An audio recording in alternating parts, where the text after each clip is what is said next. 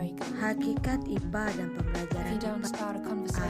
Hakikat IPA merupakan terjemah dari kata bahasa Inggris natural science. Science diartikan secara harfiah yaitu ilmu. Ilmu adalah pengetahuan yang ilmiah. Ilmu juga memiliki sifat rasional dan objektif, sedangkan natural adalah alam. IPA adalah suatu ilmu yang mengkaji segala sesuatu tentang gejala yang ada di alam, baik benda hidup atau benda mati. IPA merupakan hasil pengamatan maupun eksperimentasi suatu gejala alam yang ada di bumi. IPA bukan hanya penguasaan kumpulan pengetahuan yang berupa fakta-fakta, konsep-konsep, prinsip-prinsip, namun merupakan suatu proses penemuan. Setelah pengertian IPA, adapun hakikat IPA yang mempunyai 4 unsur utama, yaitu yang pertama, sikap yang mendasari seseorang ilmuwan selama proses mendapatkan suatu pengetahuan seperti rasa ingin tahu tentang benda, fenomena alam, makhluk hidup, serta hubungan sebab akibat yang menimbulkan masalah baru. Sikap ilmiah yang dikembangkan adalah yang mendahulukan bukti luas, kritis, dan peka terhadap lingkungan, kreatif, tekun, serta teliti. Yang kedua adalah proses.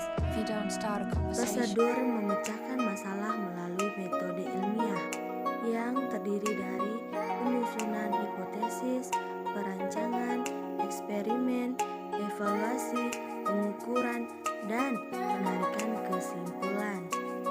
Yang ketiga yaitu produk berupa fakta, prinsip, teori, dan hukum. IPA memiliki 3 dimensi pengetahuan faktual, konseptual, prosedural, prinsip, hukum, hipotesis, teori, dan model. Pengetahuan faktual meliputi elemen-elemen dasar yang digunakan para pakar dalam menjelaskan, memahami secara sistematis. Contohnya pengetahuan tentang warna tumbuhan, ilmiah, tumbuhan, dan subatom. Pengetahuan konseptual mencakup tentang kategori klarifikasi dan hubungan antara 2 atau lebih kategori. Contohnya konsep menuai mendidik, teori evolusi, gerakan lempeng bumi, dan lain-lainnya. Pengetahuan prosedural tentang cara melakukan sesuatu, contohnya keterampilan untuk melakukan suatu pengukuran. Dan yang terakhir adalah aplikasi.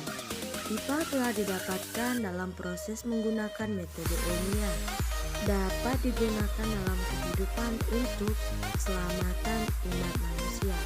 Keempat unsur IPA tidak dapat dipisahkan satu sama lainnya. B. Pembelajaran IPA MISD. Belajar adalah suatu proses dengan adanya perubahan pada diri seseorang. Perubahan sebagai hasil proses belajar dapat ditunjukkan dalam berbagai bentuk seperti berupa pengetahuan, pemahaman sikap, dan perilakunya, keterampilannya, kecakapan, dan kemampuannya, daya reaksi dan daya penarikan.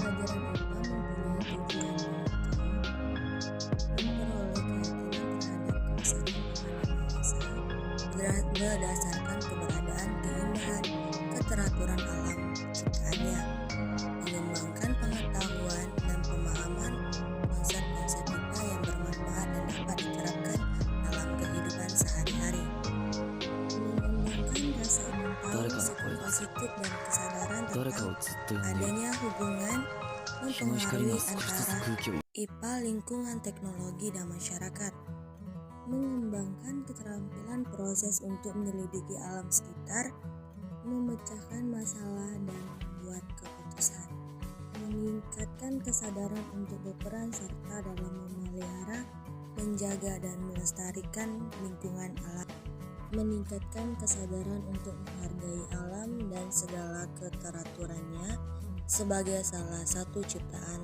Tuhan. Memperoleh bekal pengetahuan, konsep, dan keterampilan IPA sebagai dasar untuk melanjutkan pendidikan ke SMP. Adapun keterampilan dasar yaitu 1. Mengamati, menggunakan indera untuk mengamati objek dan kejadian serta karakteristik. 2. Mengklasifikasi, mengelompokkan objek-objek dan kejadian berdasarkan persamaan dan perbedaannya. 3. Mengukur, membandingkan kuantitas yang belum diketahui dengan standar. 4. Menyimpulkan, kegiatan membuat kesimpulan berdasarkan data-data dari hasil pengamatan.